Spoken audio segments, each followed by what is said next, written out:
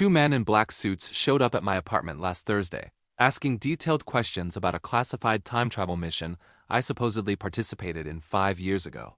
The problem is, I have absolutely no memory of it, never worked for the government, and I'm just a regular IT consultant living in Boston. They had photos of me in military gear standing next to equipment I'd never seen. Mission reports with my signature, even a medal commendation with my name engraved on it. My name is Daniel Foster. I'm 31 years old, and I'm about to tell you how I discovered that a version of me from an alternate timeline completed a mission that this version of me never experienced. It started when I came home from grabbing coffee and found two federal agents waiting in my building's lobby. They flashed Department of Defense credentials, introduced themselves as Agent Williams and Agent Chun, and asked if we could speak privately about Operation Temporal Bridge. I had no idea what they were talking about, but the serious look on their faces made it clear this wasn't a joke or a case of mistaken identity. We went up to my apartment, and they laid out a folder on my kitchen table that made my blood run cold. The first photo showed me, definitely me, wearing military fatigues and standing in what looked like an underground facility. I was older in the photo, maybe by a few years, with a harder expression and a small scar above my left eyebrow that I don't actually have. The next documents were mission briefings dated from 2019 to 2021, all stamped top secret, describing something called the Temporal Bridge Initiative. According to these files, I'd been recruited as a technical specialist, had undergone extensive training, and had participated in multiple missions involving temporal displacement technology. Mr. Foster, we need you to debrief us on the 2021 Kiev mission, Agent Williams said, sliding another photo across the table. This one showed me with a team of 6 other people in front of some kind of massive circular device covered in complex circuitry. Specifically, we need to know what you observed during the timeline incursion and whether you made contact with any alternate versions of mission personnel. I stared at the photo, at my own face looking back at me with an expression I'd never worn, and told them the truth. I had no memory of any of this. Agent Chun's expression shifted from professional to concerned. Mr. Foster, you signed confidentiality agreements. You received security clearances. You were compensated for 3 years of service. Are you claiming you have no recollection of any of it? She pulled out more documents, bank statements showing deposits I'd never received, apartment leases for places I'd never lived, even a driver's license with a different address. Everything was official. Everything had my name and identifying information, but none of it belonged to the life I remembered living. I explained that in my timeline, in my memory, I'd been working as an IT consultant since graduating college in 2015. I'd never been contacted by the government, never undergone any military training, never even heard of Operation Temporal Bridge. Agent Williams exchanged a look with Agent Chen that I couldn't quite read, something between confusion and alarm. "Pull up your left sleeve," he said quietly, and when I gave him a confused look, he added, "There should be a small tattoo of a bridge symbol on your inner forearm if you participated in the program." I rolled up my sleeve knowing there wouldn't be anything there, but wanting to prove I was telling the truth. My forearm was blank, no tattoo, no scar, nothing. Both agents stared at my unmarked skin for a long moment, and then Agent Williams pulled out his phone and made a quick call. "We have a situation," he said into the phone. "Foster is a clean slate, no marking, no memory, but the documentation is solid." He listened for a moment, then looked at me with an expression I can only describe as frightened. "Sir, I think we're looking at a timeline discrepancy." They explained that the tattoo was a quantum marker, a microscopic ink containing particles that existed across multiple timeline states. Every operative who went through the Temporal Bridge program received one, and it was designed to persist across timeline shifts to identify participants. The fact that I didn't have one meant that I genuinely hadn't participated in the program, at least not in this version of reality. "But if you didn't go on these missions," Agent Chen said slowly, "then who did? And why do we have all this documentation proving that you did?" Over the next 2 hours, they showed me everything. Mission logs describing assignments I'd supposedly completed in Eastern Europe, South America, and Southeast Asia. Performance reviews praising my technical skills and problem-solving abilities. Photos of me with team members whose faces I'd never seen, at locations I'd never visited. There was even a recording of my voice giving a debrief about a mission to 1987 Berlin, except the person speaking had subtle differences in accent and phrasing that weren't quite right. It was me, but not me, like listening to a cover band that's almost perfect but slightly off. Agent Williams finally explained the theory they were working with. The Temporal Bridge Initiative had been a classified program designed to send operatives into the past to observe and document historical events without interference. In 2019, my alternate self from a parallel timeline had been recruited and had agreed to join. For 3 years, that version of me had traveled through time, completed missions. And then in 2022, something had gone wrong during what was supposed to be the final operation. The machine malfunctioned during the return sequence, Agent Chun said. We lost contact with the entire team for 72 hours, and when systems came back online, everything had changed. Changed how? I asked, though I was starting to understand. Agent Williams pulled out another photo, this one showing the same team of 7 operatives, but now I wasn't in it. A different person stood in what had been my position in all the earlier photos. Timeline merging, he said.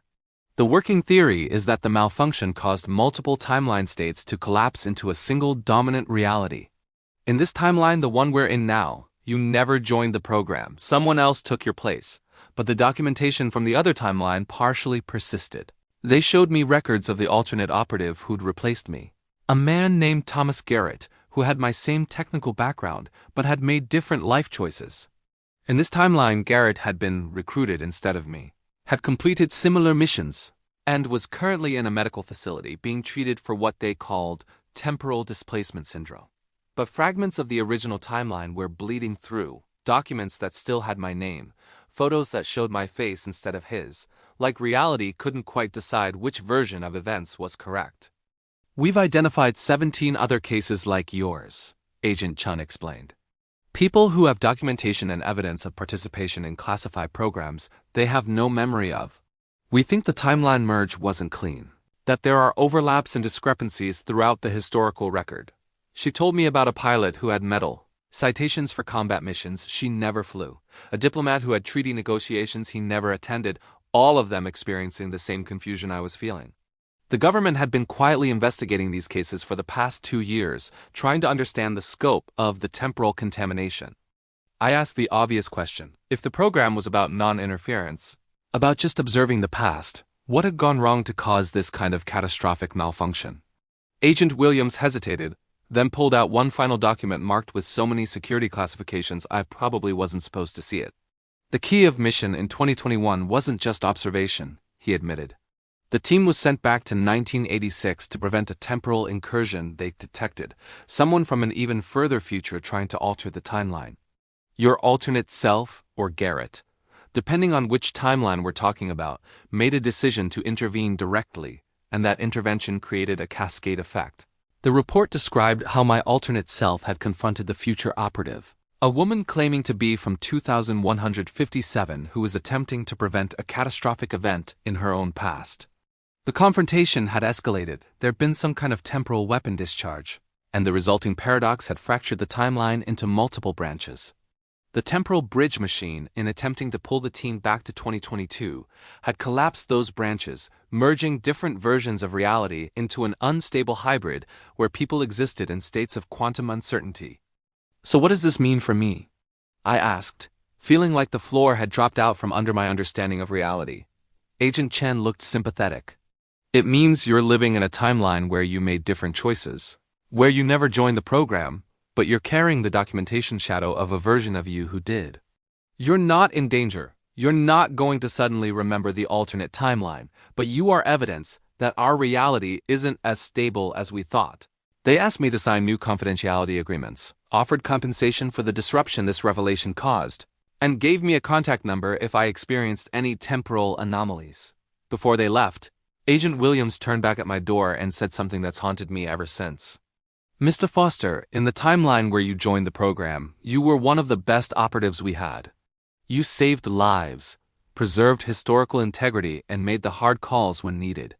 I know you don't remember any of it, but somewhere in the multiverse there's a version of you who earned every commendation in that file. After they left, I sat at my kitchen table for hours staring at the copies of documents they'd left with me. Photos of my face with experiences I never had, signatures I never made, a life I never lived. I kept thinking about the choices that must have diverged. The moment in 2019 when alternate me said yes to a recruitment offer that this version of me apparently never received. Was it random? Or had something in my life gone differently enough to change my trajectory entirely? I started researching timeline theory, quantum mechanics, the many worlds interpretation of reality. The idea that every choice creates a branching path, that there are infinite versions of us living out every possible decision. I'd always thought of it as abstract philosophy, but now I was living proof that those alternate timelines were real and could somehow interact with each other. The Daniel Foster who joined the Temporal Bridge Initiative wasn't just a hypothetical thought experiment, he was real enough to leave documentary evidence in my reality. The strangest part is wondering what my alternate self would think of me. Did he look down on this version for not taking the risk, for living a quiet life instead of traveling through time? Or did he envy me for the stability and normalcy I had, for not carrying the weight of temporal missions and classified secrets? I'll never know, because even if there was a way to contact him, the timeline merge apparently erased his version of reality, collapsing it into mine where I exist and he doesn't. I've thought about reaching out to the other people Agent Chen mentioned, the 17 others experiencing similar discrepancies. Maybe we could form a support group for people who have documentary evidence of lives they never lived. But there's something isolating about this experience, something that makes it hard to connect even with others in the same situation. How do you bond over shared absence, over missions you didn't complete and choices you didn't make? Sometimes late at night I look at those photos and try to imagine what it was like. Standing in front of the temporal bridge device, preparing to step into a different era, carrying the weight of maintaining timeline integrity. The alternate me looks confident in those pictures, like someone who found their purpose and embraced it fully. This version of me, the IT consultant who never got recruited, feels like a lesser copy, like I'm living a diminished life compared to the adventures my quantum twin experienced. But then I remember Agent Williams' comment about timeline instability, about how the program ultimately fractured reality itself.